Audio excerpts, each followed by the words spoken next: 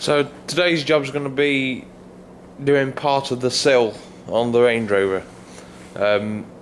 Part of it's already off. It's a job that we've started. We got quite literally flooded it out as we were doing it when we had the storms the other week. So it stopped as it was pretty much. So what I'm going to do, I'm going to try and aim to get the inner sill welded back in today, and then we can do the outer sill another day. First problem is though, we've got to get it out of here, which is very tight, so hopefully we won't pick up too much damage doing that. So I can't actually remember what the last video I did about this was about. I seem to remember, you know, just doing a general here it is sort of thing. So since that, we've put the new tailgate on the back, the new lower tailgate that is, and it's had half the interior stripped, so the passenger seat's in there loose, and then we've cut the outer sill away. The inner sill has been cut away as well, but what we've done, if you look down here, we've drilled the spot welds out where the sill was attached to, so then we can get underneath with a chisel and cut away and then remove the remaining bit of material. What I've then got in the back of here, which has become a bit of a storage department. That's not for this, that's for that.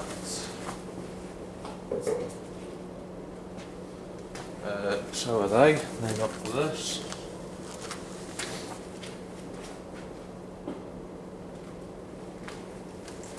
So we've got the two plastic outer sills. They're the bits that hide all the rust.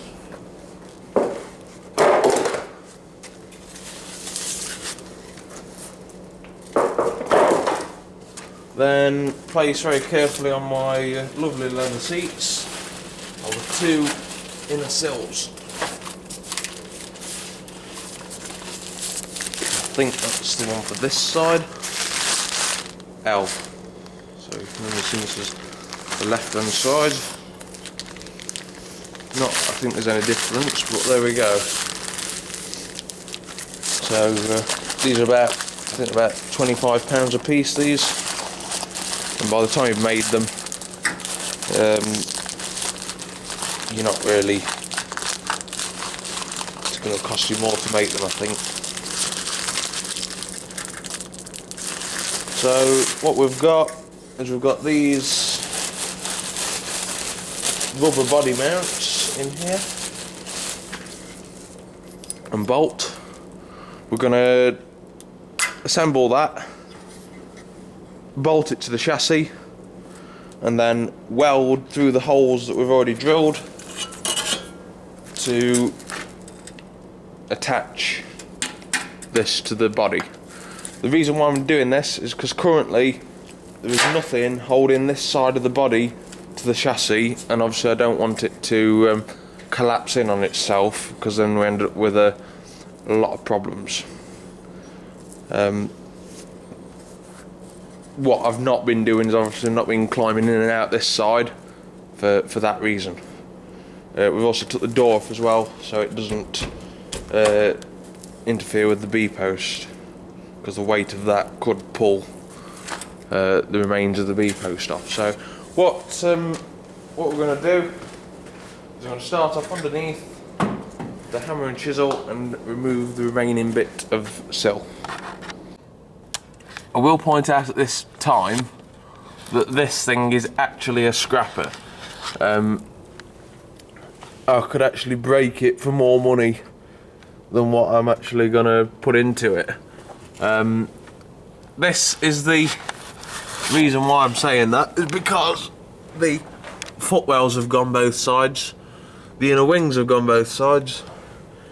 The rear cross member, which I'm not going to go and show you now, but that has gone all the way across. But I'm just doing this because I like doing it, and saving old vehicles.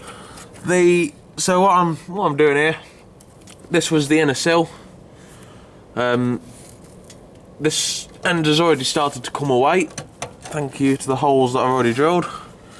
So it gets to here and it stops.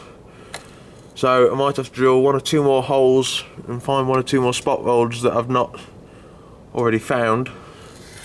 Then at this end, this is the disaster bit, because this is completely refusing to come away. And I've got to be careful, of course, because obviously the floor is already weakened. So what I don't want to be doing is putting a new end to the flooring like what I'm doing this side here. This side's already been cut away to do that. So, and obviously that's supposed to be part of that. So let me try and get that sill off, and then we'll come back when that's done. Right, so it's probably took about 6 to 8 weeks to do this, but here we go. The last 2 bits of sill, inner sill, have come off. So 1 or 2 bits of damage where I've been a bit over ambitious with the chisel. That can be sorted out. But mainly what we're ready to do now is ready to spot weld the new sill in from the top. Through all the holes that was already drilled. Hopefully then we've got some strength back into the body. Although it not be completely strong, at least have something, so I'm not going to worry about the whole thing collapsing in on itself, which is what would happen, I think, especially if you drove it. We're not really driven it very far, it's only been sort of in and out the doors here. So I'm going to get the new part unwrapped, get it bolted up, and then get some welds on. We'll just point out that these sills that I've bought are for an earlier model. So them 2 brackets you see welded on there in the centre, and the 2 holes, they are for holding the seat base in place. But on this one being a later model, is that the seat base is welded in place rather than bolted. So, but that is the right way around that way for this side, which is the left-hand side of the vehicle. Right, so the way these go, get the washer with a bush, put your rubber onto that. Place that through there, and you put your next rubber on top, like so.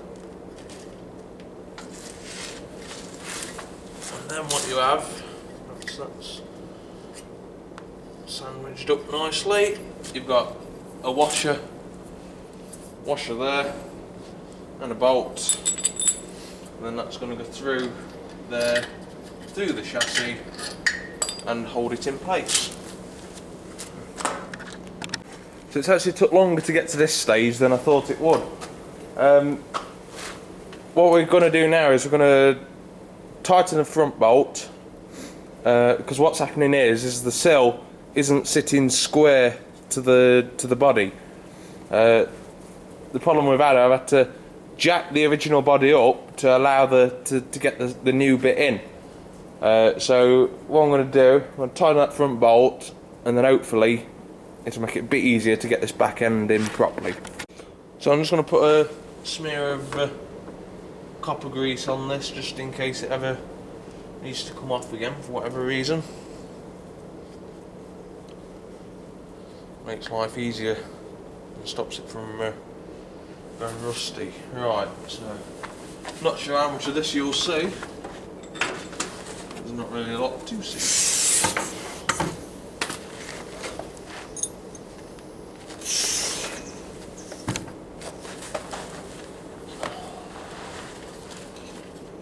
So there's a hole in the floor.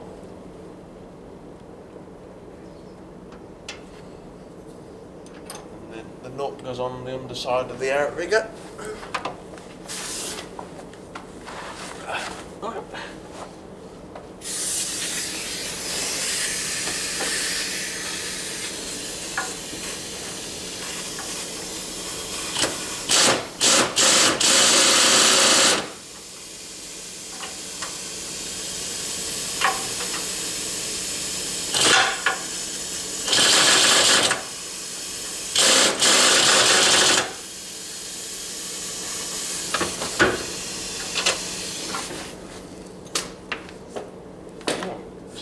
That end should be in. So I've now just got to get this end to come square. I'm going to do a bit of welding.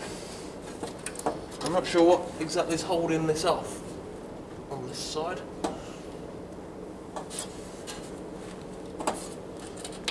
Could be anything. Like the state of this. Right. So that's now bolted up in place. What I'm going to do next is I'm going to use the die grinder and I'm going to just clean off the paint on the inner sill, and that's what I'm going to weld to. So all them holes that we had earlier, they've all been filled in with weld now. Just got this back end to repair here. I've got the plate already bent up for that, so I'm going to put that in next, I think. First time I've used this welder. Bought it at the back end of last year. It's by a make I've never heard of before, GYS Trimig. It's 3-phase. It also says for maintenance and light industry, not for car bodies on the front there. But as you can see, I've just done it, so I look at it as I'm maintaining a car body. So that's what it is. Forget how many amps it is. 255, I think, the amps. But yes, it seems to be very well. Prefer it to the old one at least, anyway. But there we go. So I've got the outer sill clamped into place now. This I'm going to weld it same as I did before. Just put a weld in the holes that I've drilled at the top, and probably just do the same at the top on here. This panel is actually a cheap panel, so there's a bit missing there, there's a bit missing there, and the idea is that you put this over the original sill, which is not what I've done. I've obviously cut the whole lot out and started again. I only bought this because I couldn't be bothered to make one. But I think, looking back, I think it'd have been better making a full length piece, because obviously that's got to be fabricated up at the end, and we've got to fabricate the inner wheel arch back up in there, so a bit more work to do, but if we can get it in place for today, that's all I'm bothered about. Right, so this is pretty much done now for today. Just gonna put some tiger seal in the gaps, just to seal it up. Ended up taking the wheel off just so I could get on the inside of the back end of the sill there, which you can just see in that picture. And then there's still some to finish off. Got that sort of split sort out there, but for today I want to get the door back on, get the wheel on, and then I can get it out and do something else, and then come back to this later.